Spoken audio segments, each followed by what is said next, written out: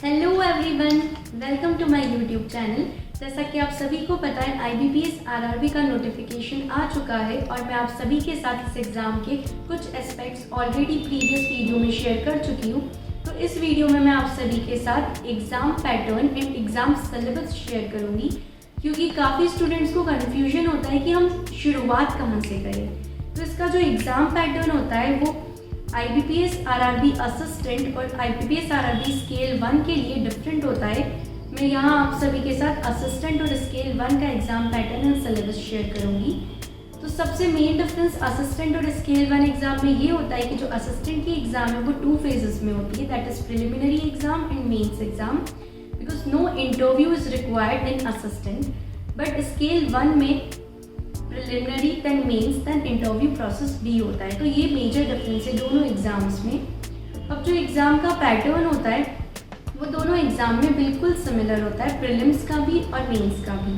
तो जो preliminary exam का पैटर्न है उसमें रीजनिंग में 40 क्वेश्चंस आते हैं 40 मार्क्स के, और ऐसे ही न्यूमेरिकल एबिलिटी में भी 40 क्वेश्चंस आते हैं 40 मार्क्स के। सो टोटल 80 क्वेश्चंस होते हैं 80 मार्क्स के, जिसमें क्यूमुलेटिव टाइम होता है 45 मिनट्स का। ये हो गया प्रिलिमिनरी एग्ज़ाम का पैटर्न। ये IBPS RRB असिस्टेंट और स्केल 1 में सिमिलर होता है। अब मेंस एग्ज़ाम पैटर्न की बात करें तो मेंस एग्ज़ाम में रीजनिंग में 40 क्वेश्चंस होते हैं 50 मार्क्स के, जनरल अवेयरनेस में 40 क्वेश्चंस होते हैं 40 मार्क्स के, न्यूमेरिकल एबिलिटी में 40 क्वेश्चंस होते हैं 50 मार्क्स के, इंग्लिश और हिंदी लैंग्वेज में 40 क्वेश्चंस होते हैं 40 मार्क्स के, और कंप्यूटर नॉलेज में 40 क्वेश्चंस होते हैं 20 मार्क्स के। तो इसमें 200 क्वेश्चंस होते हैं और मार्क्स भी 200 होते हैं। इसका जो क्यूमुलेटिव टाइम होता है वो 2 आवर्स होता है। तो इन दोनों एग्जाम में सेक्शनल टाइम लिमिट नहीं होती है। और ऑफिस असिस्टेंट में no interview is required after the mains exam to get selected in the post of office assistant. तो ये आप बिल्कुल ध्यान में रखिएगा, ऑफिस असिस्टेंट में जो मेंस के मार्क्स होते हैं सिर्फ उसी के बेसिस पे आपका सिलेक्शन होता है। तो ये हो गई एग्ज़ाम प्रोसीजर की बात। अब इसमें जो इंग्लिश और हिंदी लैंग्वेज होता है उसमें आपको एग्ज़ाम में सिलेक्ट करने का ऑप्शन आता है कि आपको इंग्लिश वाला सेक्शन चूज़ करना है या हिंदी वाला सेक्शन चूज़ करना है। तो ये RRB एग्ज़ाम ही एक ऐसा एग्ज़ाम है जिसमें ये ऑप्शनल होता है आपके लिए। तो जो स्टूडेंट्स जिनका इंग्लिश वीक है उनके लिए एक काफ़ी अच्छी अपॉर्चुनिटी है। इस एग्ज़ाम में आपको 2 और चीज़ जो ध्यान में रखनी वो ये कि हर रॉन्ग आंसर पे आपकी 1/4 नेगेटिव मार्किंग होती है। तो ये बहुत ही इंपॉर्टेंट है एक्यूरेसी से अटैम्प्ट करना, क्योंकि अगर आप एक भी रॉन्ग अटैम्प्ट करेंगे तो 1/4 नेगेटिव मार्किंग होगी। और दूसरा कि इसमें सेक्शनल कट ऑफ होती है, जितने भी सेक्शन हैं उनकी इंडिविजुअल कट ऑफ भी आपको क्लियर करनी है और एग्ज़ाम की ओवरऑल कट ऑफ भी आपको क्लियर करनी है। मान लीजिए आपने एग्ज़ाम की ओवरऑल कट ऑफ तो क्लियर कर दी, लेकिन किसी पर्टिकुलर सेक्शन में सेक्शनल कट ऑफ आपकी नहीं निकली है तो आपका एग्ज़ाम क्लियर नहीं हो पाएगा। इसीलिए अगर आपका कोई सेक्शन वीक है तो आप उसमें इतनी प्रिपरेशन ज़रूर करें कि आप सेक्शनल कट ऑफ क्लियर कर पाएँ। और जो सेक्शनल कट ऑफ है वो पहले से फिक्स नहीं होता है, वो एग्ज़ाम का डिफ़िकल्टी लेवल, कितने स्टूडेंट्स एग्ज़ाम में अपीयर होते हैं, इन सब के अकॉर्डिंग RRB बाद में डिक्लेयर करता है। तो ये पहले से फिक्स नहीं होता।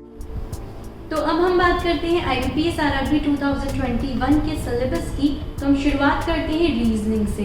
रीजनिंग के जो इम्पोर्टेंट टॉपिक्स हैं उसमें पहला सलॉक से काफ़ी क्वेश्चंस आते हैं, then blood relation, puzzles, seating arrangement, odd man out, series test, ranking and time, analogy, coding decoding, then alphabet test, number series, direction sense test, then decision making, figure series, statement and conclusions, statement and arguments, statement and assumption, assertion and reason, statement and action, then machine input and output, causes and effects, and word formation।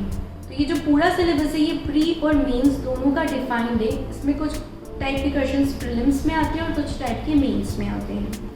Then हम numerical ability की बात करें तो इसमें number system, then DI, bar graph, line graph, pie chart and decimal, fraction, simple interest, compound interest, HCF and LCM से भी questions आते हैं। Then profit and loss, time and work, time and distance, average, simplification, partnership, percentage, ratio and proportion, charts and graphs, permutation and combination and probability। इन सारे topics से इसमें questions आ सकते हैं। Then English language की बात करें तो error spotting, jumbled words, fill in the blanks, cloze test, idioms and phrases, and commonly misspelled words, phrases substitution, jumbled up sentences, one word substitution and reading comprehension। और ऐसी अगर हम Hindi language की बात करें तो उसमें व्याकरण, fill in the blanks, then error spotting, paragraphs, reading comprehension, synonyms and antonyms, ये सब आ सकते हैं। लास्ट में हम बात करें computer knowledge and general awareness की। तो जो कंप्यूटर नॉलेज है उसमें जो मेन चीज़ें हैं वो है computer fundamentals, computer abbreviations, software and hardware fundamentals, shortcut keys, networking, basic knowledge of internet, MS Office जिसमें MS Word, MS Excel, MS Access और MS पावरपॉइंट आ सकता है।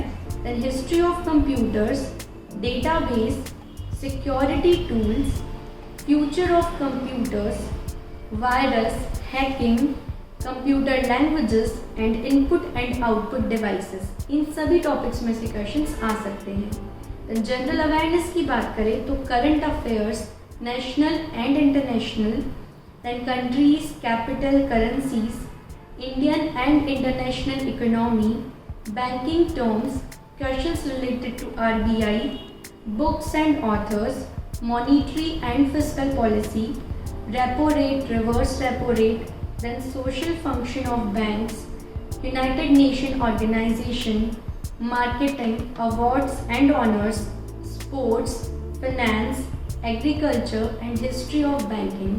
तो ये काफ़ी सारे टॉपिक्स है। जनरल अवेयरनेस में स्टैटिक अवेयरनेस का पार्ट भी आता है, बैंकिंग अवेयरनेस का पार्ट भी आता है और करंट अफेयर्स का पार्ट भी आता है। तो ये हो गया ओवरऑल सिलेबस आपके स्केल 1 एंड ऑफिस असिस्टेंट के लिए। तो आई होप कि आप सभी को एग्ज़ाम पैटर्न और सिलेबस समझ आया होगा और आप सभी को ये समझ आया होगा कि आपको कहाँ से शुरुआत करनी है। जिन स्टूडेंट्स ने अभी तक कभी किसी एग्ज़ाम की प्रिपरेशन नहीं करी उन्हें बेसिक से शुरुआत करनी चाहिए, और जो स्टूडेंट्स काफ़ी टाइम से एग्ज़ाम दे रहे हैं और उनका अभी तक क्लियर नहीं हो पा रहा है तो उन्हें अपना स्ट्रेंथ और वीकनेस आइडेंटिफाई करनी है और उस पर वर्क करना है, और जो भी उनके वीक एरियाज हैं उन पर ज़्यादा से ज़्यादा फोकस करना है। तो आई होप कि आपको ये सब समझ आ गया होगा। And thank you so much for watching my video. All the best for your exam and please don't forget to like, share and subscribe my YouTube channel. Thank you so much.